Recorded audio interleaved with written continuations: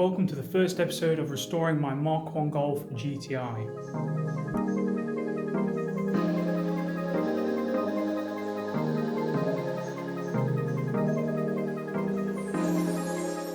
So we'll do a quick walk around of the car so you can get an idea of what needs doing to it. It's in decent shape for the age, but it definitely needs a lot of work doing.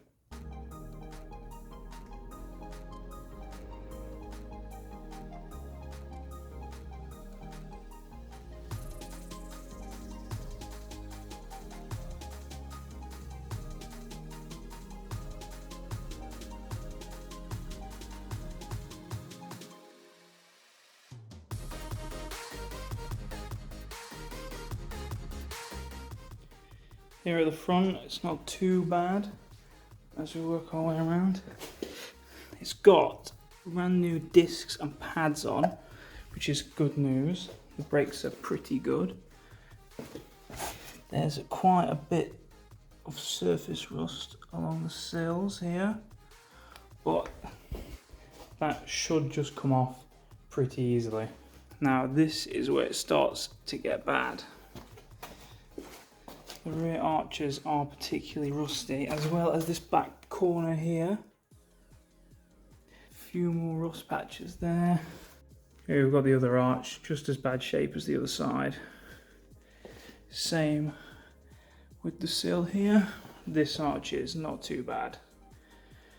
Again, all new drums and shoes, fittings, everything on the back has already been done, new bearings.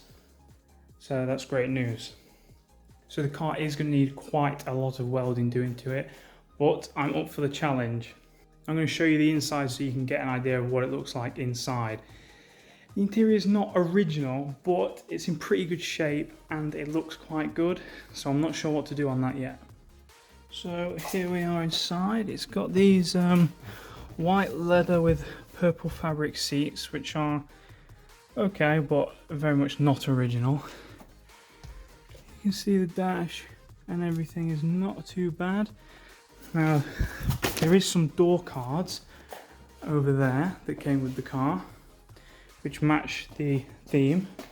Now I think the seats were made to match the roof, but if you look closely here, a lot of the threads are going and it's just in generally pretty poor condition. So I have actually ordered a new roof. I've ordered one in black and it's the PVC kind, the vinyl, just because it's less maintenance, a lot easier to manage, and I think it will look nicer with what I want to do with the car. Here you can see into the back and the bench seat. This one didn't come with rear seat belts, unfortunately, so I'm unsure whether I'm going to keep this bench seat or possibly install some form of seat belts. So we'll pop the bonnet. This is going to be hard to do one-handed.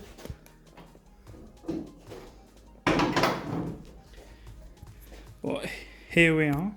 This is the engine bay. Now, from the documents I've got, apparently it had a full engine rebuild not too long ago, so that's great news for me. Over the last 15 years, it's only done about 15,000 miles, which is perfect. But it all looks in pretty good condition. Now, down here, there is a little, I don't know if you can see that, a little nick on the air intake hose there, so that will need to be sorted. Other than that, there was a small oil leak coming from here, which I sorted out. I believe that is the oil pressure sender for the oil pressure inside the car. Other than that, it's pretty good. A lot of, as you can see, aftermarket cables put in. And there's some aftermarket sport pipes also put on the car.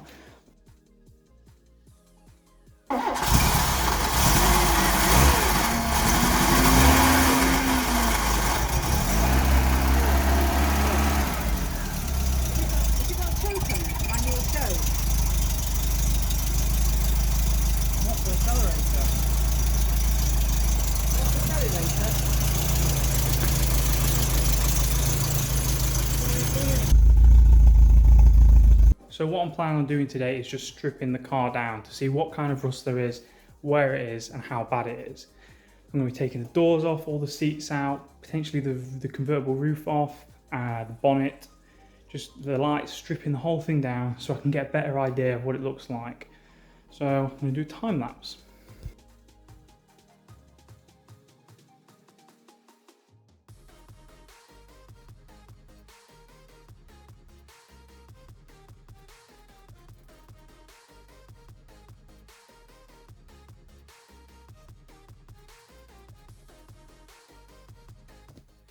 Well, it was a bit of a short time lapse, but I had a bit of a struggle getting the seat out, so I'm going to show you quickly.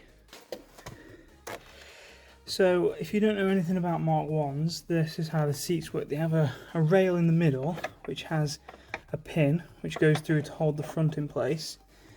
And then either side you have these side rails that the seats run in.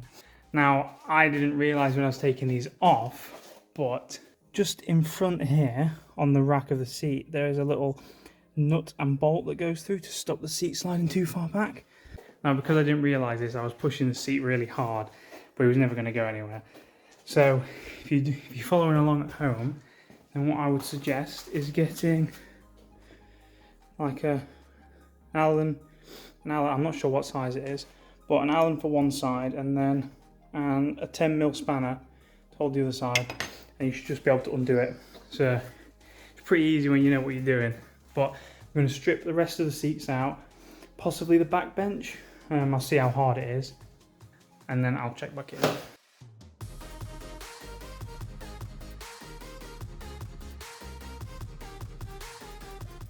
Okay, so I've managed to get the passenger seat out, but it was a little bit different to the driver's seat, so I'm just going to show you guys, because I'm not sure if this is original to the Mark 1 or whether this is possibly a Mark 2 seat or something like that. But I'm just going to show you. So that there is the normal lever to move the seat backwards and forwards, and on the passenger seat it has this secondary lever. Now this lever seems to tilt the seat backwards like that. The driver's seat doesn't have that, so I'm not sure if it's original, so you have to let me know in the comments.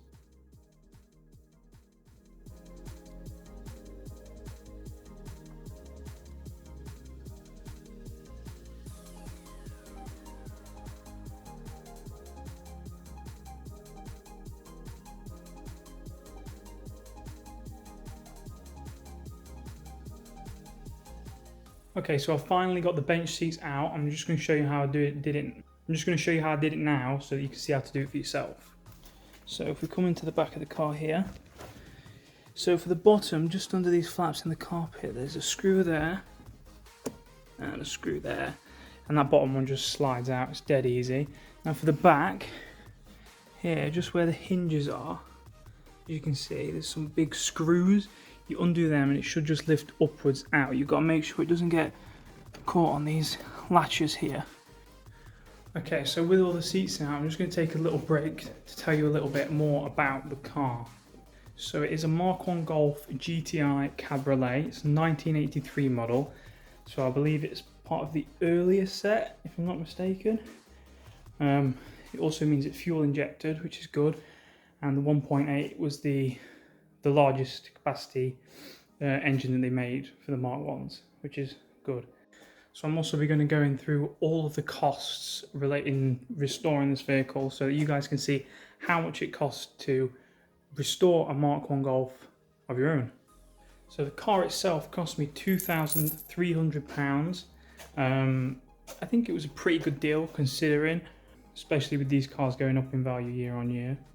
I also paid around £100 to get the car transported to where I needed it to be, and then spent another around £200 on all the new brakes, so new discs, pads, drums, shoes, fittings, all of that, because the old ones were completely corroded and completely useless.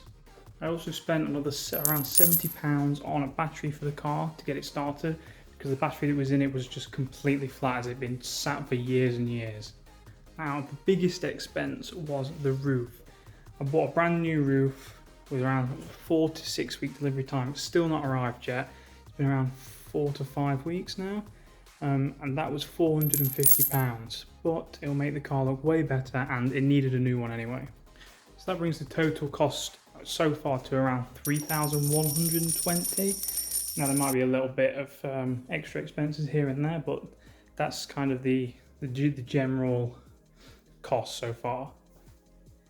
Now I've also bought a lot of new tools, but I'm not going to add those onto the costs because I'm planning on using them for a lot of projects in the future, so they'll pay themselves off over time. I don't know whether I mentioned this earlier, but the car does actually run. Put the new battery on it and put some fresh fuel in, and it does start, but I don't want to keep running it because I haven't checked the condition of the cam belt yet. So I'm going to have to check that before I keep running it. So what are the plans for the car? Well, I want to restore it to a kind of OEM Plus standard.